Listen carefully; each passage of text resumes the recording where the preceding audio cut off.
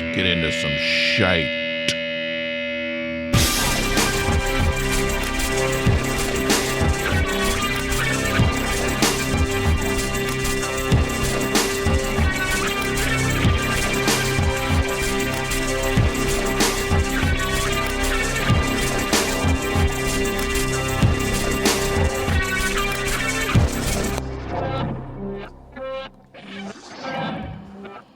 What's up, people? It's the Out of Tune Podcast. Thank you for joining me.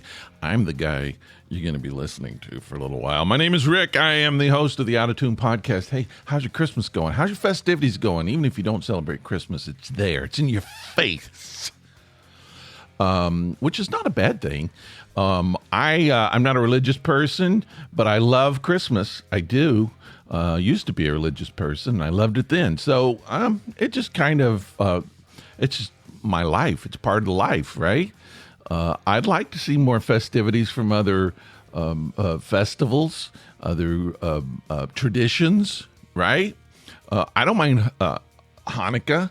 I was I was at a hospital yesterday. I wasn't getting anything done.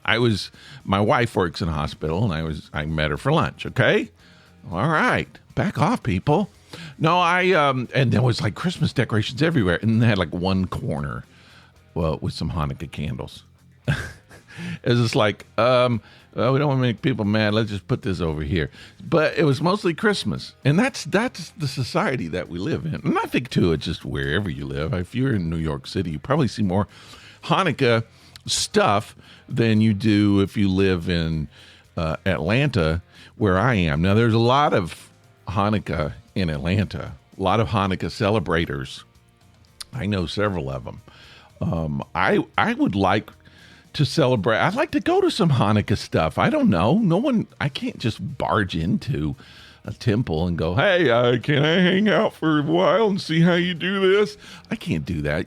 Somebody's got to sort of invite you, right? It's polite. You just don't walk into somebody's house. So, I don't know. I feel like I'm kind of a little bit left out. It's something I'd like to do, to see it. But hey, I'm an outsider with Christmas anymore. So I feel pretty good about being able to celebrate Christmas and listen to music. I'm a little tired of some of the stuff. I can't do the movies anymore, the Hallmark movies. I'm done. Can I just change the channel? Apparently not. It's like Christmas carols. For whatever reason, I just have to keep them in the background. And I want to hit my television with a baseball bat. Sometimes they're so stupid, but I don't. I just keep doing it. Hey, I want to do. Let's do a couple of things really quick. Again, sometimes I forget that people don't listen to this podcast every day of their life. So I just sometimes slide in and pretend like everybody knows what's going on. Let me just give you a little background. It's the Out of Tune Podcast. How are you? I'm Rick. I'm the host of the Out of Tune Podcast. Just a few weeks ago, this podcast was called something else. I changed the name. I hope you don't mind if you tuned in. If you didn't know that, it's the same podcast, exact same podcast, different name. All right, kind of like Cat Stevens. I don't even know what's his name now. I don't know. Anyway, he doesn't celebrate Hanukkah, I don't think. But anyway, podcast on a good week, twice a week. On a bad week, we can get one in every week. Try to do one every Monday and Thursday. We'd love for you to be a part of it. All you got to do, just go to and subscribe. This is not a podcast you have to pay for. I don't even have commercials on here asking you to give me money. You're welcome to donate money if you ever want to. I prefer you do it by buying merch. You can do that by going to our website, outoftune.com. There's lots of cool merch there. I'll be putting up more as we go along. It's a good way to support us. You don't have to. Those who have done it, I appreciate it. Another way to support us, just get in touch with us. Hey, we do have a listener line here, 678-348-0008. That's for you just to call in and say whatever you want, and I'll put you on the podcast. Or you could text that exact same number, 678-348-0008. Just send me a text, and I'll read it online. That's how it works. You can also reach out to me, Rick, at outoftune.com. That's my email address. And then I'm on Facebook. You can send messages on Facebook. Join us, won't you, on Facebook. And Threads. Threads is kind of cool. So I'm on Threads and Instagram. Is that it? YouTube. You can actually listen to episodes on YouTube. All right. I prefer you listen and subscribe. That's the best way to do it. And then maybe review the podcast if you want to. But anyway, twice a week is all I ask. I try to keep these podcasts episodes about 30 minutes. I think any more than that's a little too long. For me, nobody wants to hear me longer than 30 minutes. Most people don't even want to hear that long. But it's just a necessity of being in here. So now we could talk. All right, I got that kind of stuff over with. Here's what I want to talk about starting out. Christmas, tartans. You know, back when I did the Life and a Kilt podcast with Sherry, who is, her chair sits empty here. It's just me. But back when we were doing the Life and a Kilt podcast, we talked about tartans, Christmas tartans. What are the best Christmas tartans? And we mentioned several of them. That was a long time ago. When you're my age, you forget what happened last week. And so I don't even remember what we talked about. I don't remember any of it. So I'm going to kind of revisit that just because it's something I'm interested in. And I see a lot of tartans, and I even have some tartans here. You know what I like, and I'm not going to include this because it's not really, well, it is too. Sorry, got to put a little asterisk there because it is. The buffalo plaid tartan, isn't that's what they call, don't they call it the Rob Roy tartan? I'm just speaking off the top of my head, which is not very reliable, but I think that's the Rob Roy tartan. All right, correct me if I'm wrong, feel free. But I like that tartan. That's kind of a nice little generic regular tartan. We're not going to mention that one today, even though I just mentioned it. We're not going to talk about it. Let's just say, let's throw it up as an example. Buffalo plaid, good tartan for Christmas. I have wrapping paper with that.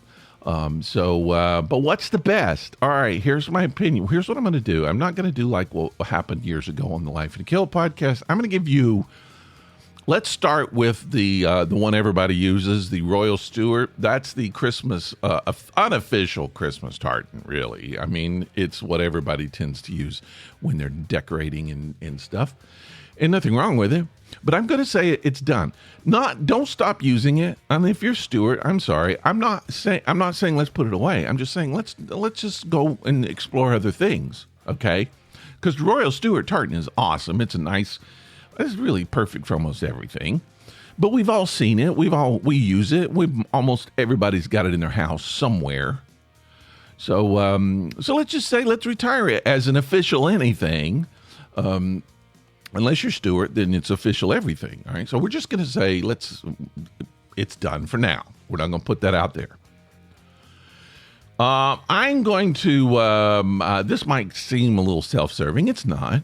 But I have some decorations in my house right now that are made with the McDonald family tartan. And here's the thing.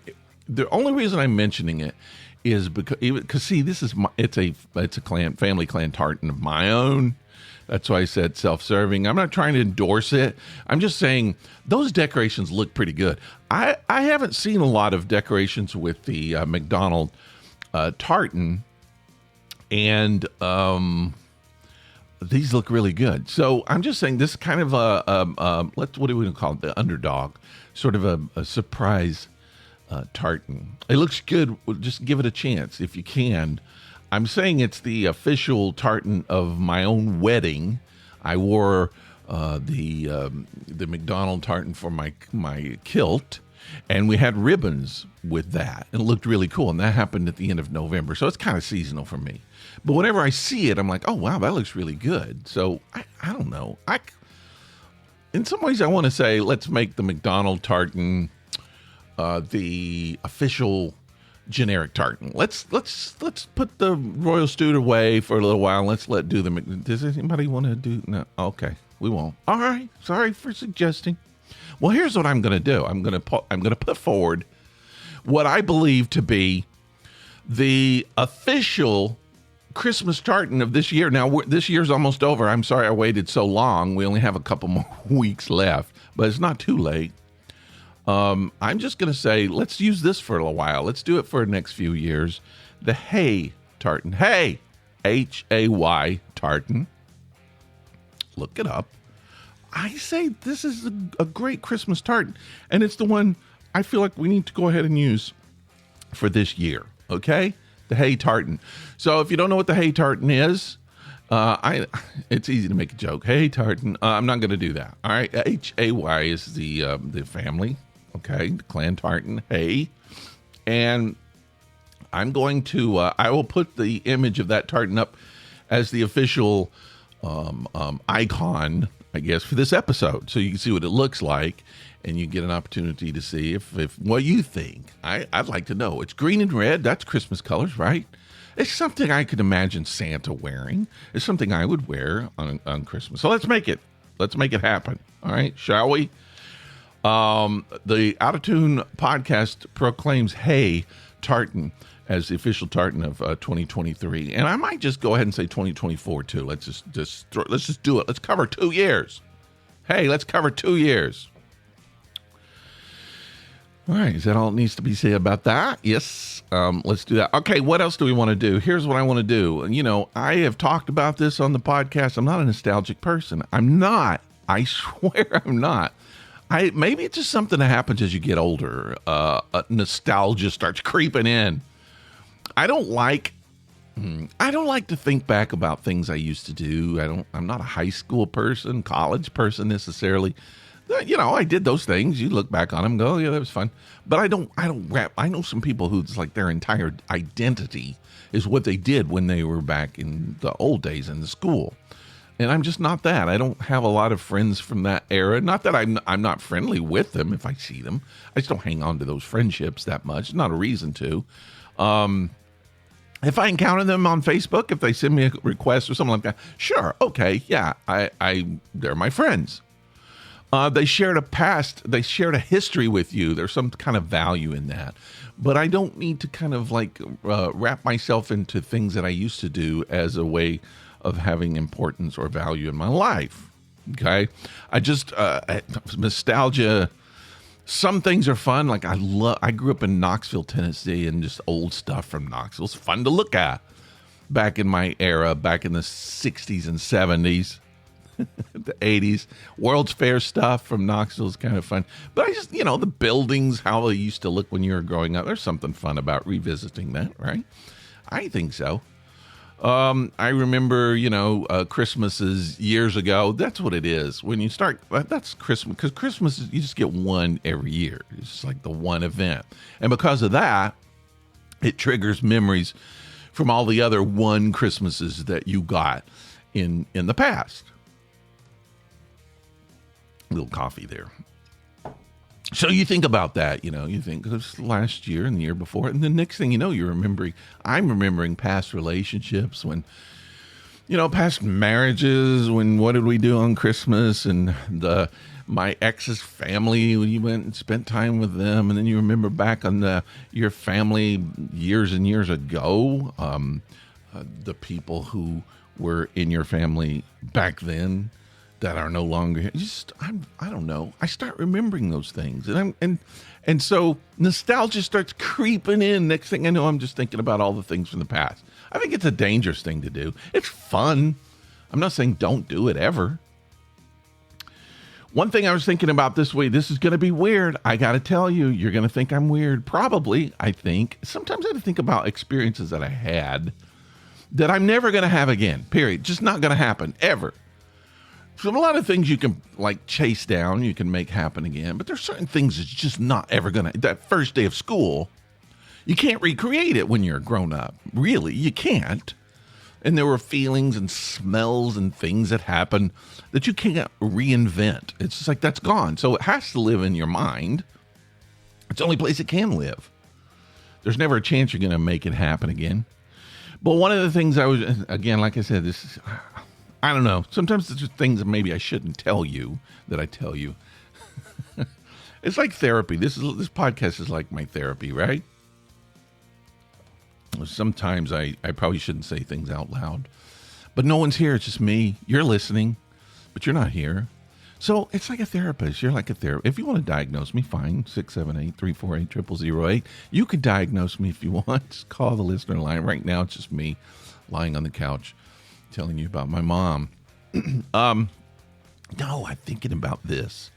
How this is never, I'm not going to get this experience again, ever again. But I thought about back being in college. Maybe you didn't have, everybody's experiences are different, but being in college and you meet someone, even, and I don't mean this is like a serious thing, just meet, maybe to date, just a casual date or something, or even a friend, you meet a friend.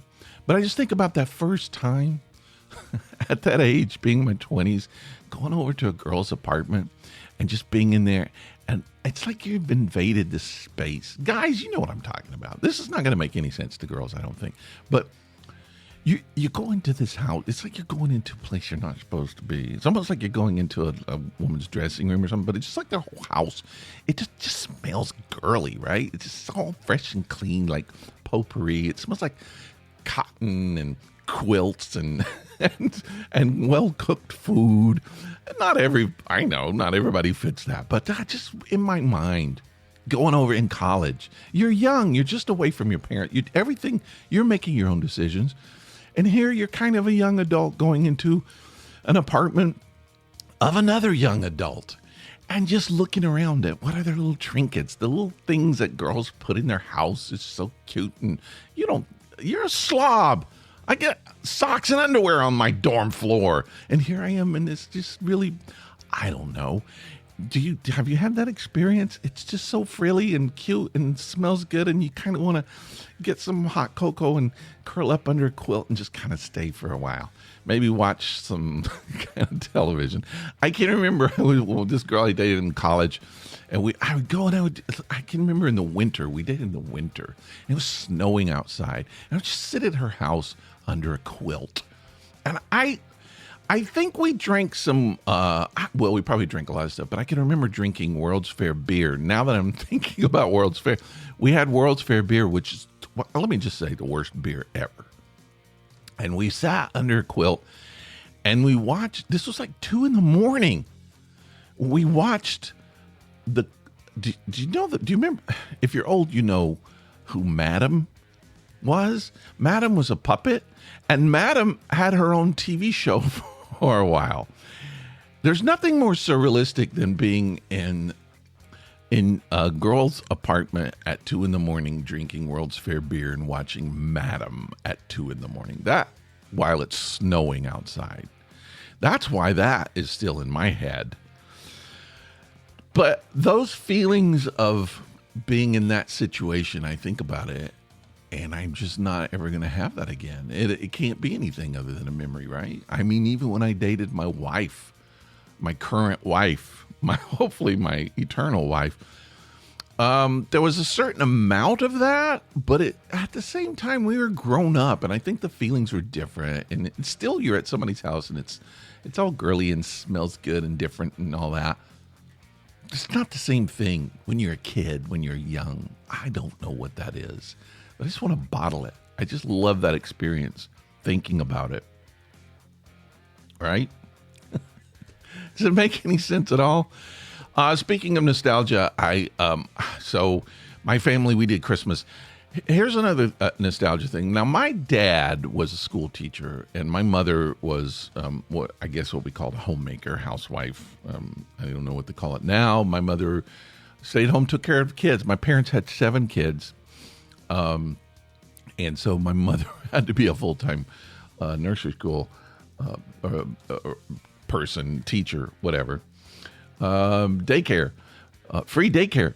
So my dad is a school teacher. School teachers don't make a lot. My dad had a master's degree, so he got a little bit more money than some of the other teachers, but still not much. And for kids, raising 7 kids, I can't imagine what kind of creative shifting they had to do to come up and be able to pay the bills. They owned the house. My grandfather gave him a house. He built and gave him a house. So they didn't have that thing to have to pay for. But they had other things and just living in life. My dad, I can remember every day, had to bring 2 gallons of milk home every day. And because we drank it like water, 7 kids drinking milk. So every day, stop at the store, pick up 2 gallons of milk, bring it home. And at Christmas at our house, can you imagine Christmas for 7 kids? I don't know. I have trouble imagining Christmas for 1 kid now, let alone 7. So all of us with our big long list, taking it to Santa and going off on what all we want and this and that and the newest here and the newest there and lots of surprise, lots and lots and lots of surprises, Santa. And my parents going, holy crap, how do we afford this? Well, now my parents probably did afford some of it, here and there, but they had a Secret Santa, and I don't know if I'm just giving a shout out, but my aunt Judy, these are the things you don't think about when you're a kid. My aunt was our Santa. So my Aunt Judy was my dad's sister. She did not have children of her own. And out of the goodness of her heart, she was our Santa. She took care of our entire Santa list every year. And she made sure we got everything we wanted. She went shopping, and she was Santa. And we didn't know this, obviously, forever, till we got older. But I think about it, I don't know that I would be able to do that with anybody's kids. I've got, I would buy presents for my nieces and nephews now if I had the money to do so, but I couldn't handle their entire Santa Claus list. What kind of sacrifice that was to do. And she, it wasn't like she went out of her way. She loved to shop. She continued to do so for a long time. And honestly, when we grew up and had children of our own, she continued the Santa Claus role for those kids in a lot of ways. But yeah, I remember a lot about that. And I guess as it is Christmas time and nostalgia, it's the season of nostalgia. I think about that because this year, just a few months ago, my Aunt Judy died. She was 90-something years old. She made it for a long way. And I don't know. Sometimes I don't know if I could. I guess maybe I would like to just have the opportunity to sit down and say, was it worth it? Did you get anything out of it? I don't know. And toward the end of her life, if there's some weird things that happened, sometimes it's just like, you look back and go, maybe I shouldn't even have done that. I don't get any thanks out of that. But yet she did it, and that's my life. That's the only life I will ever know. And we all kind of have that, right? There's always some kind of a mentor, some person that steps up and helps you out through life. And they don't have to, but they do it. But that whole generation for me is gone. My mother is the last one from that generation. My dad's gone. My dad's family's gone. All of my aunts and uncles are gone. Like most of my mother's friends who I kind of saw as aunts and uncles, they're gone. My mother's the only one still here. Everybody's just, it's like that, me being a child, that whole generation of influential grown-ups, they've graduated. They're gone. They're not even in this life anymore, or wherever they are, if they're under the ground or out of the ground. I don't know. I'm not there, so I don't know. But they're no longer here. So, I don't know. Am I that person for other people? Who's looking at me as like that? I hope no one, because I would totally let everybody down. I don't have that kind of clout. I don't have that kind of. I don't want that kind of responsibility. Is someone looking at me as a role model? No, please don't. But I don't know, maybe my Aunt Judy felt the same way. She's like, I'm not a role model. I'm just helping people out I love. It's Christmas. Well, make sure you have a good Christmas. And she did. And now that's my memory. That's what I have. That's what I carry around. So it affects how I treat other people at Christmas time. So this is like this little seemingly insignificant action that she did. It goes on. It's how I carry on. It's how it affects you. It does. I'm not sitting here being, I'm not gripey and crabby, and I don't hate Christmas, and so I can spread joy even through my podcast to you, indirectly because of that. What happened to me in my childhood, right? It's all just like it fits into everything like a piece of a puzzle in a way. So let's just keep it going, right? I mean, Christmas, sure, it's fun, light a candle at Hanukkah, light a tree for Christmas. Do what you do. Spread some joy, make some cookies, give a gift that you weren't supposed to give. If you could take care of people, take care of people. Let's just do it for a while. Why? There's no reason to do it other than we love people. We love our life. Just for the enjoyment. Why not? You're going to be gone soon. Those actions are what's going to survive. That's what's, and at some point that'll burn out. I can spread it to maybe my nieces and nephews, and at some point they'll grow up and forget about it, and it'll just be gone. I will be insignificant. I'll be ashes. I'll be dirt somewhere.